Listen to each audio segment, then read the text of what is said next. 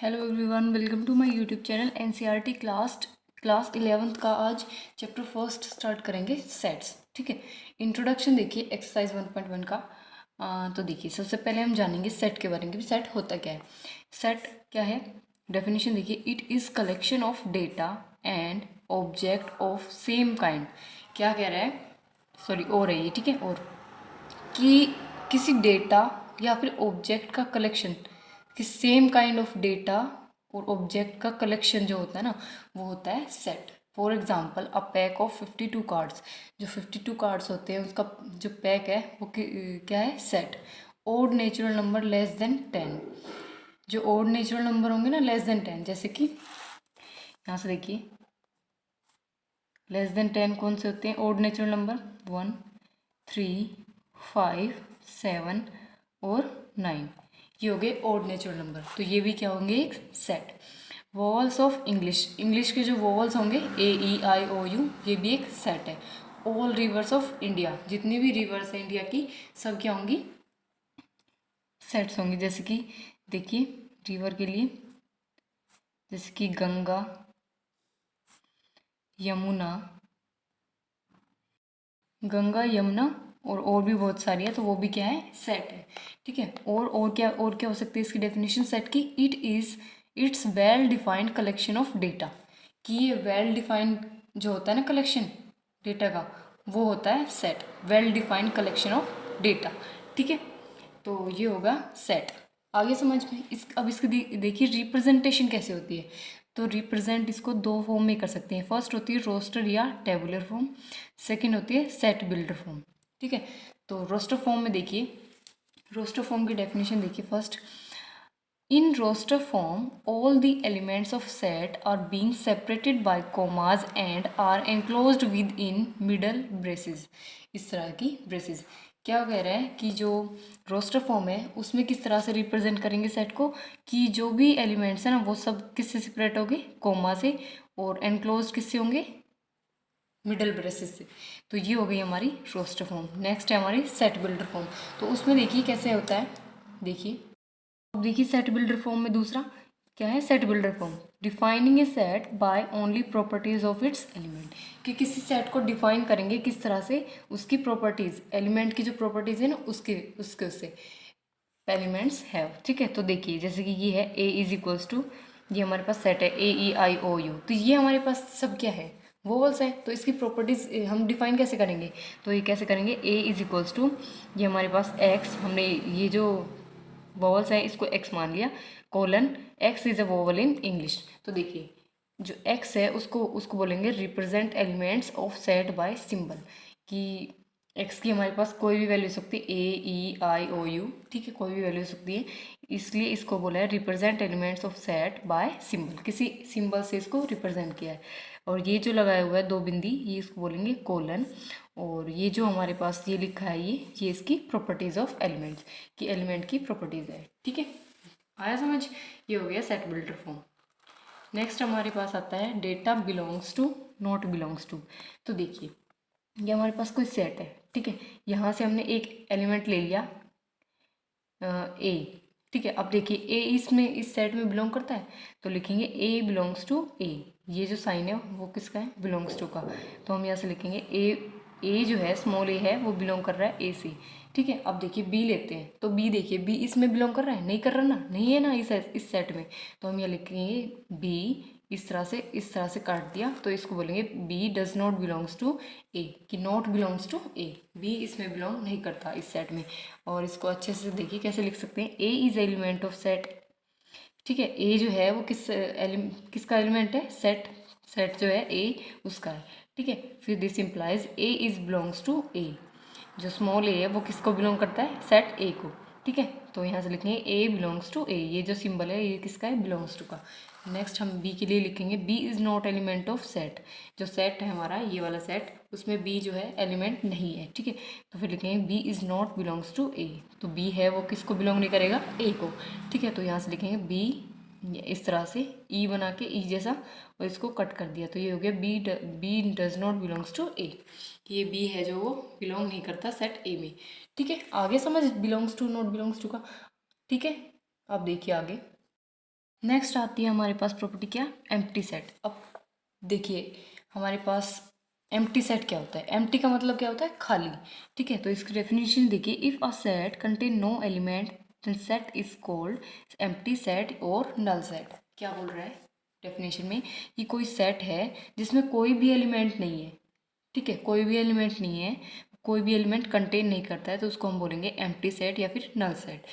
तो देखिए for example ए एक सेट है जिसमें देखिए एक्स, ये इसको बोलेंगे सच दैट या फिर colon x is a even prime number less then 2, कि एक ऐसा नंबर लेना है एक्स जो इवन हो, इवन प्राइम नंबर हो और लेस देन हो 2 से।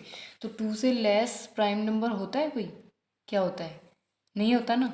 तो इसके लिए हम इसको क्या लिखेंगे कि इस तरह से लिखेंगे एम्प्टी सेट को, या फिर इस तरह से, इस तरह से या फिर इस तरह से, लेकिन इस तरह से नहीं लिख सकते, कर्ली ब्रेसेस और इन अंदर ही एम्प्टी का साइन, ये हमारा रॉन्ग होगा। या तो इस तरह से लिखेंगे या इस तरह से।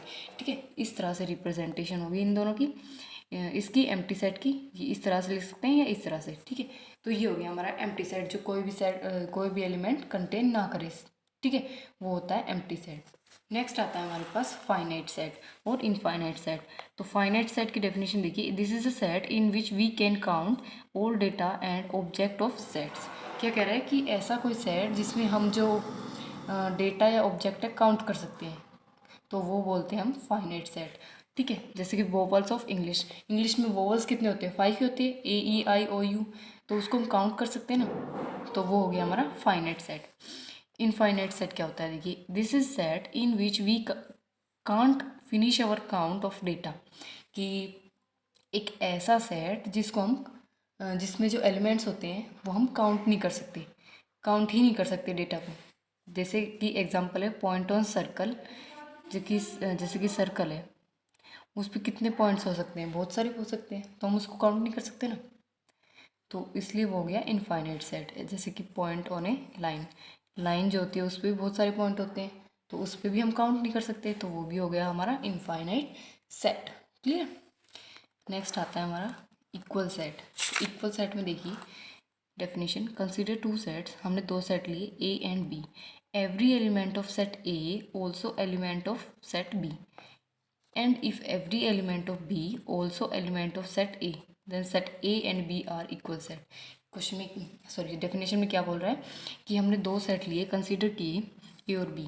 ठीक है, और सारे एलिमेंट्स ए के सारे एलिमेंट्स और बी के सारे एलिमेंट्स कैसे होंगे, इक्वल होंगे। ठीक है, और सारे एलिमेंट्स बी के, यदि सारे एलिमेंट्स बी के और ए के एक जैसे हों तो हम क्या करेंगे, उसको इक्वल सेट बोलेंगे। जैसे कि फॉर एग्जांपल ए है हमारे पास सेट जिसमें 1 2 3 4 एलिमेंट्स है, बी सेट है जिसमें 2 3 4 1, तो दोनों में इक्वल सेट है। इसमें भी 1 है, इसमें भी 2 है, इसमें भी 3 है, इसमें भी 4 है, इसमें भी। ठीक है, तो टोटल दोनों में इक्वल एलिमेंट्स है, तो हम यहाँ से लिखेंगे ए इज इक्वल्स टू बी। तो ये हो गया हमारे इक्वल सेट, जब दोनों ही सेट में इक्वल एलिमेंट्स हो ना, एक जैसे एलिमेंट्स। ठीक है, जो इसमें भी हो और इसमें भी हो, दोनों में हो, तो वो हमारे होते हैं इक्वल सेट। ठीक है, क्लियर। नेक्स्ट आता है हमारे पास सबसेट। सबसेट क्या होता है, set A is said to be a subset of set B if every element of A is also an element of B. Definition में देखिए क्या बोल रहा है कि जो सेट ए है वो सबसेट होगा किसका, सेट बी का। क्यों होगा, अगर अगर एलिमेंट जो है ए के, सेट ए के एलिमेंट्स सेट बी में भी हो, तो ए जो है वो बी का सबसेट होगा। तो देखिए एग्जांपल देखिए, ए में हमारे एलिमेंट्स है 1 2 3 4 5, बी में है 1 2 3 4 5 6 7, तो ये बोल रहा है ए जो है बी का सबसेट होगा। क्यों होगा, अगर ए के एलिमेंट्स बी के अंदर होंगे। तो देखिए ए के एलिमेंट्स बी के अंदर है, 1 है 2 है 3 है 4 है 5 है, सारे एलिमेंट्स तो हैं भी ए के बी के अंदर, तो इसलिए हम इसको लिखेंगे ए सबसेट बी। ये जो सी जैसा साइन है ना, इसको बोलते हैं सबसेट, ये सबसेट का सिंबल है, तो बोलेंगे ए सबसेट बी। क्लियर। बट यहाँ से लिखेंगे बी नॉट सबसेट ए। क्यों नहीं है बी सबसेट, क्यों नहीं है का, क्योंकि बी के सारे एलिमेंट्स ए के अंदर थोड़ी है, 6 और 7 नहीं है ना इसके अंदर, ए के अंदर, तो इसलिए इसको लिखा है बी नॉट सबसेट ए। ये नॉट सबसेट का है, सी बना के इसको कट कर दिया, तो ये हो गया नॉट सबसेट का सिंबल।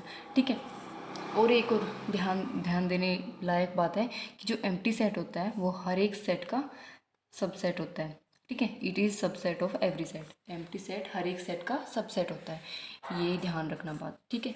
आ गया समझ सबसेट का। अब देखिए next, proper set, proper subset, super set और सिंगलटन सेट, तीनों की डेफिनेशन देखिए। एग्जांपल है हमारे पास, ए है हमारे पास ये, बी है हमारे पास ये, ठीक है। अब यहाँ से लिखेंगे hair A subset B. A subset B क्यों लिखा? क्योंकि ए के सारे एलिमेंट्स बी के अंदर है, ठीक है। But A not equals to B, पर दोनों इक्वल नहीं है क्योंकि ए के अंदर सारे टोटल कितने एलिमेंट्स है? 4, 1 2 3 4। इसमें भी 1 2 3 4 है, लेकिन 5 एक्स्ट्रा है इसमें। इसमें 5 नहीं है ना, 5 नहीं है ना, दोनों में सेम एलिमेंट्स नहीं है, इसलिए दोनों इक्वल नहीं है। इतना क्लियर है? ए सबसेट है बी का, but A not equals to B. Clear? तो यहाँ से लिखेंगे A is proper subset of B. जो ए है वो प्रॉपर सबसेट है बी का, ठीक है। आगे समझ, क्योंकि ए के सारे एलिमेंट्स बी के अंदर है, तो इसलिए ए जो है वो प्रॉपर सबसेट हो गया बी का। And B is a super set of A. A तो क्या है? प्रॉपर सबसेट, प्रॉपर सबसेट क्यों है? क्योंकि ए के सारे एलिमेंट्स बी के अंदर है, तो ए सब प्रॉपर सबसेट हो गया बी का। और बी हमारे पास क्या है? Super set. सुपर सेट मतलब सबसे बड़ा, मतलब बी के अंदर ए के तो एलिमेंट्स है ही और भी एक्स्ट्रा एलिमेंट्स है, तो बी हो गया हमारे पास सुपर सेट, ठीक है। प्रॉपर सबसेट समझ में आ गया, सुपर सेट समझ में आ गया। सिंगलटन सेट क्या होता है? देखिए, if any set has only one element then this set is called singleton set. किसी सेट के अंदर सिर्फ एक ही एलिमेंट हो तो उसको बोलते हैं सिंगलटन सेट। जैसे कि फॉर एग्जांपल ए जो सेट है उसके अंदर कितने एलिमेंट्स है? 1, ओनली 1 है। या फिर इस तरह से देखिए, बी जो सेट है उसमें एलिमेंट होंगे कितने? 1 ही है ना, तो इसको बोलेंगे सिंगलटन सेट। क्लियर? देखिए, अब नेक्स्ट आता है हमारे पास इंटरवल्स। इंटरवल्स यानी कि ओपन या क्लोज इंटरवल। दो इंटरवल्स होते हैं, एक ओपन इंटरवल होता है, एक क्लोज इंटरवल। तो सबसे पहले देखिए, एक इस तरह का इंटरवल आएगा, इसको बोलेंगे क्लोज। इस तरह के इंटरवल को बोलते हैं क्लोज, जिसमें ये इस तरह से ब्रैकेट होगी, ठीक है, ए कोमा बी। तो इसमें देखिए, ये एक सेट है एक्स कोलन ए जो है less than is equals to X less than is equals to B. यानी कि यहाँ पे देखिए, एक्स की वैल्यू ए हो सकती है और एक्स की वैल्यू बी भी हो सकती है। इक्वल्स टू का साइन है ना, तो एक्स की वैल्यू ए और बी दोनों हो सकती है, ठीक है। अब आता है हमारे पास, यानी कि देखिए ये क्लोज्ड है और ये वाला ओपन है, यानी कि इधर वाला क्लोज्ड है, इधर वाला ओपन है। एक क्लोज एक ओपन, और ये ए कोमा बी, ये कोई भी एलिमेंट्स ले लिए हमने। यहाँ पे कोई भी वैल्यू रख सकते हैं, 2 3 4 5 कुछ भी, ठीक है। तो देखिए यहाँ पे देखिए, इस तरह से अगर हमारे पास इंटरवल हो तो इसमें हम लिखेंगे X such that A less than equals to X less than B. इसमें क्या होगा?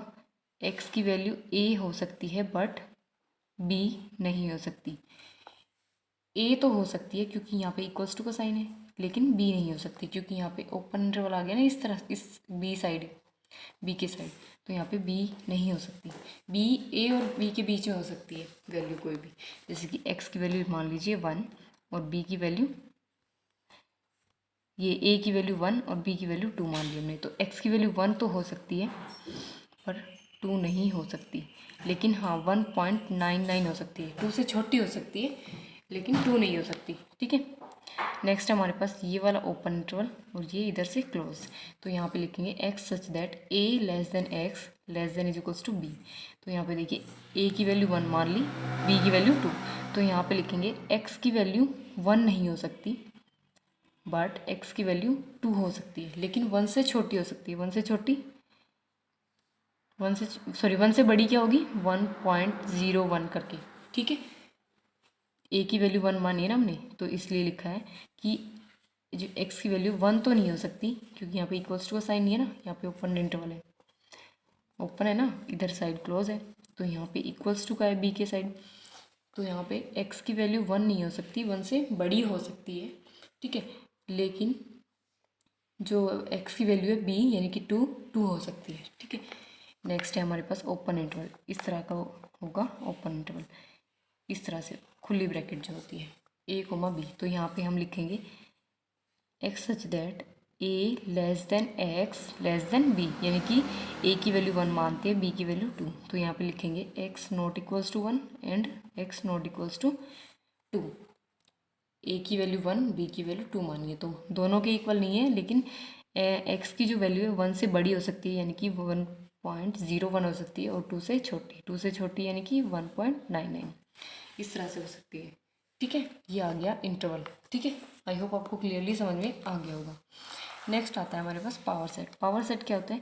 The collection of all subsets of A set is called power set, यानी कि जितने भी सबसेट है, सेट के जितने भी सबसेट है उनका कलेक्शन वो होता है पावर सेट। जैसे कि for example let A is equals to, ये हमारे पास सेट है 1,2 इसके एलिमेंट्स है। ठीक है, तो इसके सबसेट्स क्या होंगे? सिंगलटन 1, इसको बोलेंगे सिंगलटन 1, सिंगलटन 2, या फिर 1,2। ये हमारे पास 3 सबसेट आ गए, इस सेट के 3 सबसेट, तो इसको बोलेंगे पावर सेट। इन सब का कलेक्शन क्या होगा? 1,2। ठीक है, अब देखिए इसका पावर सेट का फॉर्मूला होता है 2 की पावर n, यानी कि यहाँ पे 2 की पावर n, n मतलब जितने नंबर ऑफ एलिमेंट्स होंगे, तो यहाँ पे कितने हैं? 2, तो 2 की power 2 is equals to 4 subset होंगे। एक एम्प्टी सेट भी होगा, ये वाला एम्प्टी सेट, या तो ऐसे लिख दीजिए या फिर ऐसे लिख दीजिए, ये नहीं लिखना तो ये लिख दीजिए। ठीक है, ये हो गया हमारा पावर सेट। एक और एग्जांपल ले लेते हैं, जैसे कोई सेट है ए जिसके एलिमेंट्स है 1,2,3।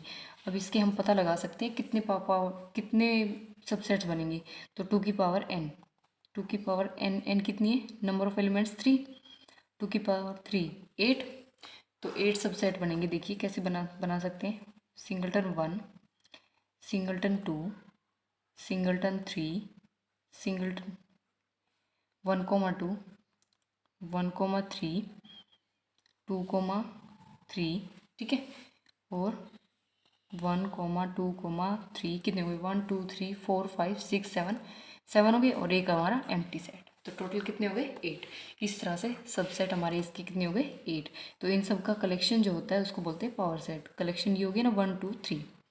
ठीक है, तो ये हो गया हमारा पावर सेट। आई होप आपको क्लियरली समझ में आ गया होगा। नेक्स्ट देखिए यूनिवर्सल सेट। यूनिवर्सल सेट क्या होता है?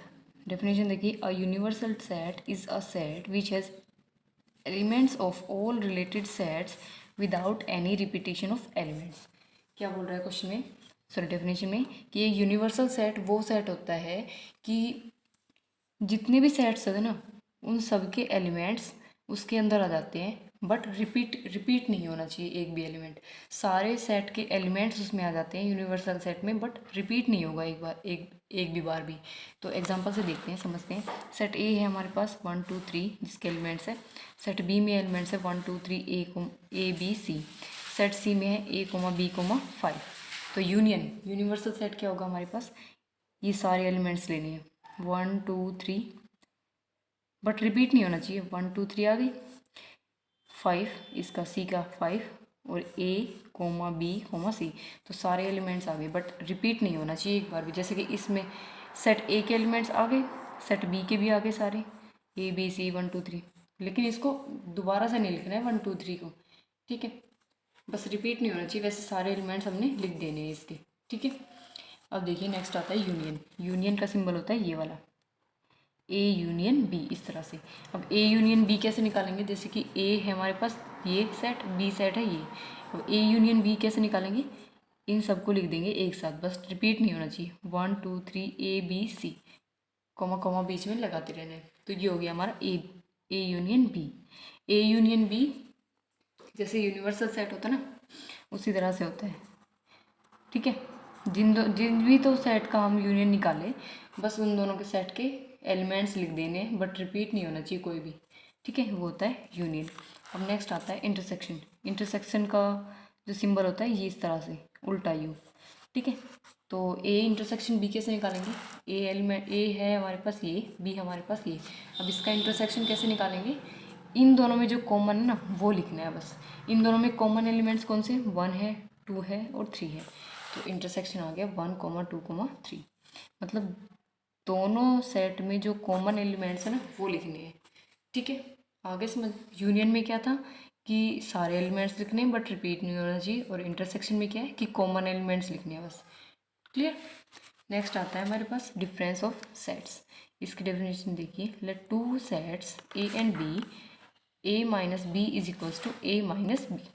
क्या है कि दो सेट है हमारे पास ए और बी, तो देखिए A minus B is equals to किसके होगा, ए माइनस बी के। तो यहाँ पे देखिए ए के एलिमेंट्स है 1 2 3 4 5 6, बी के हैं 1 2 4 6 और 8। ठीक है, अब ए माइनस बी, ए के एलिमेंट्स में से बी के माइनस करने हैं। कैसे करेंगे, 1 से 1, 2 से 2, 4 से 4, 6 से 6। तो ए में कितने बचे, 3 और 5 बचे, तो ये हो गए ए माइनस बी। बाकी हमें 8 से कुछ नहीं लेना, बी के एलिमेंट से कुछ नहीं लेना, बस हमें ए के जो ए के बी से कैंसिल कर दिए, ए से 1 से 1, 2 से 2, 3 इसमें नहीं है तो बच गया 4 से 4 और 6 से 6, तो क्या बचा 3 और 5। तो ए माइनस बी आ गया 3,5। अब निकालेंगे बी माइनस ए, तो बी माइनस ए 1 से 1, 2 से 2, 4 से 4, 6 से 6, तो बी में एलिमेंट कौन सा बचा 8, तो ये आ गया बी माइनस 8। ठीक है, तो देखिए ए माइनस बी कभी भी इक्वल नहीं होगा बी माइनस ए के, ये याद रखना, ये प्रॉपर्टी याद रखना कि ए माइनस बी कभी भी किसके इक्वल नहीं होगा, बी माइनस ए के। ये हो गया हमारा डिफरेंस ऑफ सेट्स। ठीक है, नेक्स्ट आता हमारा वेन डायग्राम। वेन डायग्राम देखिए क्या है, बस कुछ नहीं है, बहुत ईजी है। Relationship between sets are represented by diagrams which are called Venn diagram. कि जो सेट्स के बीच में रिलेशनशिप होता है उसको रिप्रेजेंट करते हैं डायग्राम से, तो उसी को बोलते हैं वेन डायग्राम। जैसे कि ए यूनियन बी है, तो इसको रिप्रेजेंट कैसे करेंगे, ये हमारे पास यूनिवर्सल सेट है, ये जो है यूनिवर्सल सेट है, ये वाला सर्कल है सेट ए और ये वाला सर्कल है सेट बी। अब ए यूनियन बी क्या होता है, दोनों के एलिमेंट्स, तो ये वाला जो पार्ट होगा ना पूरा पोर्शन, तो ये हो गया ए यूनियन बी, ये हो गया ए यूनियन बी का वेन डायग्राम। अब ए इंटरसेक्शन बी के लिए देखिए, ये है यूनिवर्सल सेट, ये है हमारे पास सेट ए, ये है हमारे पास सेट बी। अब ए इंटरसेक्शन बी में कौन सा एलिमेंट्स लेते हैं, जो कॉमन पार्ट हो, तो इन दोनों का कॉमन पार्ट क्या है, ये वाला, तो ये हो गया हमारा ए इंटरसेक्शन बी का वेन डायग्राम। आई होप आपको क्लियरली समझ में आ गया होगा। देखिए दोबारा से बता देती हूँ, ये हमारे पास यूनिवर्सल सेट है, ये सेट ए है, ये है सेट बी। तो ए इंटरसेक्शन बी क्या होता है, कॉमन पार्ट, तो दोनों का कॉमन पार्ट ये है, तो ये हो गया हमारे पास ए इंटरसेक्शन बी। अब देखिए यूनियन का फिर से बता देती हूँ, ये हमारे पास यूनिवर्सल सेट, ये है सेट ए, ये है सेट बी। तो ए यूनियन बी कौन सा होता है, ए यूनियन बी में हम वो एलिमेंट लेते हैं जो सारे एलिमेंट्स लेते हैं ए यूनियन बी में, दो ए के भी और बी के भी। तो सारे एलिमेंट्स कौन से होंगे, ये वाला पोर्शन पूरा वाला, तो ये हो गया ए यूनियन बी। क्लियर, ये हो गया वेन डायग्राम। आई होप आपको समझ में आ रहा है। फॉर्मूला होता है एक, देखिए फॉर्मूला क्या है, if A intersection B is equals to empty set. अगर हमारे पास ए इंटरसेक्शन बी एम्प्टी है, तो हम क्या लिखेंगे, ये एन जो है number of A union B is equals to N of A plus N of B के इक्वल होगा। Clear, if A intersection B is not empty, अगर ए इंटरसेक्शन बी हमारे पास एम्प्टी नहीं है, एम्प्टी सेट नहीं है, तो हम कैसे लिखेंगे, N of A union B is equals to N of A plus N of B minus N of A intersection B. ये एक फॉर्मूला होता है। और क्या होता है, N of A union B union C, तीन एलिमेंट्स हो तो तीन सेट हो तो उसका कैसे करेंगे, N of A plus N of B plus N of C minus N of A intersection B minus N of A B intersection C minus N of A intersection C, ये N है, ठीक है, plus N of A intersection B intersection C. ये formula है हमारे पास। Clear, next आता है हमारे पास कॉम्प्लीमेंट ऑफ सेट। इसकी डेफिनेशन देखिए, the complement of set A is defined as the set of elements that are in universal set but not contain in set A. क्या कह रहा है कि कॉम्प्लीमेंट ऑफ सेट ए क्या होता है, कि ऐसे एलिमेंट्स लेने हैं जो यूनिवर्सल सेट में तो हो बट सेट ए में ना हो, तो उसको बोलते हैं कॉम्प्लीमेंट ऑफ सेट। तो देखिए नोटेशन होती है, जैसे कोई सेट ए है उसका कॉम्प्लीमेंट होता है ए डैश, ठीक है, सेट ए है उसका कॉम्प्लीमेंट होगा ए डैश। ये होगी इसकी नोटेशन, रिप्रेजेंट कैसे करेंगे। तो देखिए इसको एग्जांपल से समझते हैं। यूनिवर्सल सेट है वो हमारा है 1 2 3 4 5 6 और सेट है ए है हमारे पास 1 2 3। तो इसका कॉम्प्लीमेंट कैसे निकालेंगे, ए डैश। कैसे निकालेंगे कि हम ए सेट के जो एलिमेंट्स हैं ना वो नहीं लेंगे, जो यूनिवर्सल सेट में है ना वो लेंगे। जैसे कि 1 2 3 इसमें भी है, 1 2 3 इसमें भी है, तो ये एलिमेंट्स नहीं लेंगे। क्या लेंगे, 4 5 6 सेट ए के एलिमेंट्स ना लेके यूनिवर्सल सेट के लेंगे। तो देखिए सेट ए के एलिमेंट्स 1 2 3 हैं और इसमें से 1 2 3 हटा देंगे तो क्या बचा 4 5 6। तो ये हो गया हमारा कॉम्प्लीमेंट सेट। ठीक है, ये आ गया कॉम्प्लीमेंट सेट। आई होप आपको क्लियरली समझ में आ गया। लास्ट में हमारे आते हैं लॉज। लॉज क्या है, ए यूनियन बी किसके इक्वल होगा, बी यूनियन ए के। ए इंटरसेक्शन बी किसके इक्वल होगा, बी इंटरसेक्शन ए के। ये होता है हमारा कॉम्यूटेटिव लॉ। ठीक है, next A union B union C is equals to किसके होगा, A union B union C के। A intersection B intersection C किसके इक्वल होगा, A intersection B intersection C के। ये होता है एसोसिएटिव लॉ। ठीक है, नेक्स्ट आता है हमारे पास A union A is equals to किसके होगा, ए के। ए इंटरसेक्शन ए किसके इक्वल होगा, ए की। तो इसको बोलते हैं आइडेम्पोटेंट लॉ। ठीक है, नेक्स्ट लास्ट है हमारे पास A intersection B union C is equals to क्या होगा, A intersection B union A intersection C. ठीक है, समझ में आ रहा है ना। तो ये होता है हमारा डिस्ट्रीब्यूटिव लॉ। ठीक है, यहाँ पे आपका इंट्रोडक्शन ख़त्म होता है, बस आगे आपको एक्सरसाइज कराई जाएगी। ठीक है।